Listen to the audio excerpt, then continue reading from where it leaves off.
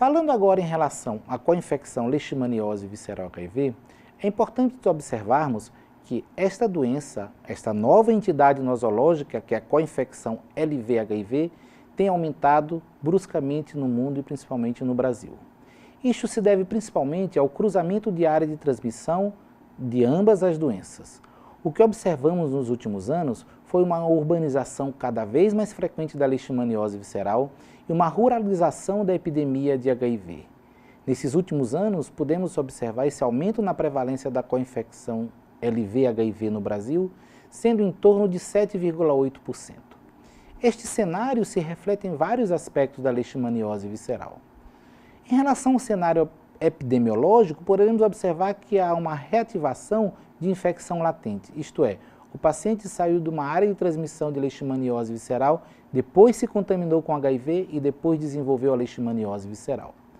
Outro fato importante é a infecção recente, quer dizer, pacientes que têm HIV são imunossuprimidos e vão para uma área de transmissão de leishmaniose visceral e aí desenvolvem a doença. Um outro ponto que chama a atenção em relação às características dessa mudança epidemiológica da leishmaniose visceral em associação com HIV é o risco de transmissão por seringas contaminadas, como já foi muito bem descrito em outras regiões. O que observamos também em decorrência de todo esse processo de urbanização da leishmaniose visceral e da ruralização do HIV é o aparecimento da leishmaniose visceral em áreas sem ocorrência da doença. Um outro ponto que nos chama muita atenção é uma mudança na faixa etária da ocorrência de leishmaniose visceral. Uma doença que era no passado de crianças, hoje parece que está desviando para ser de adultos jovens do sexo masculino, principalmente nessa população infectada com HIV. E é importante lembrar que a leishmaniose visceral pode ser a primeira manifestação da infecção pelo HIV, refletindo uma imunossupressão importante.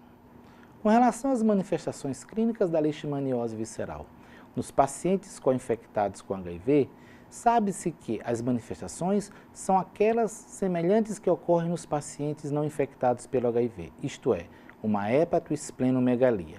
No entanto, manifestações clínicas não usuais podem ocorrer, como comprometimento de órgãos que comumente não são descritos em pacientes com LV, tais como comprometimento de pleura pulmonar e comprometimento do trato gastrointestinal. É importante ressaltar que, nesses pacientes, a diarreia é um sintoma bastante frequente, o que não ocorre nos pacientes não infectados com HIV.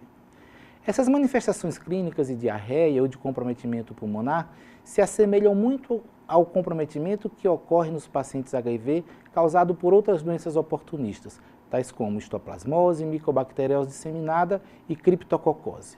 Isto, às vezes, faz com que tenhamos um retardo no diagnóstico da leishmaniose visceral nessa população de pacientes com HIV. Com relação à sensibilidade dos métodos laboratoriais que empregamos para o diagnóstico da leishmaniose visceral, sabemos que os métodos sorológicos eles têm uma sensibilidade menor nesses pacientes. A especificidade desses métodos é semelhante ao não HIV. Por exemplo, se temos um teste imunocromatográfico positivo em paciente com leishmaniose visceral e HIV, temos a certeza que aquilo ali é leishmaniose visceral. Com relação aos métodos parasitológicos, eles têm uma sensibilidade maior do que nos pacientes não infectados pelo HIV. Isto se deve principalmente a uma maior carga parasitária que encontramos em pacientes co-infectados com HIV. É um método de eleição para a confirmação do diagnóstico da LV, pois vimos que os métodos sorológicos têm uma sensibilidade reduzida. E também é um método que nós utilizamos para a confirmação de reativação. Com relação à especificidade dos métodos parasitológicos, ela é bastante elevada, porém temos que ter muito cuidado para não fazer confusão com outros micro-organismos, principalmente histoplasma capsulato, que é muito semelhante à mastigota de leishmania. Com relação aos aspectos terapêuticos da leishmaniose visceral em pacientes co-infectados com HIV, podemos observar que nesta população a falha terapêutica é 4 vezes maior do que em pacientes sem infecção pelo HIV.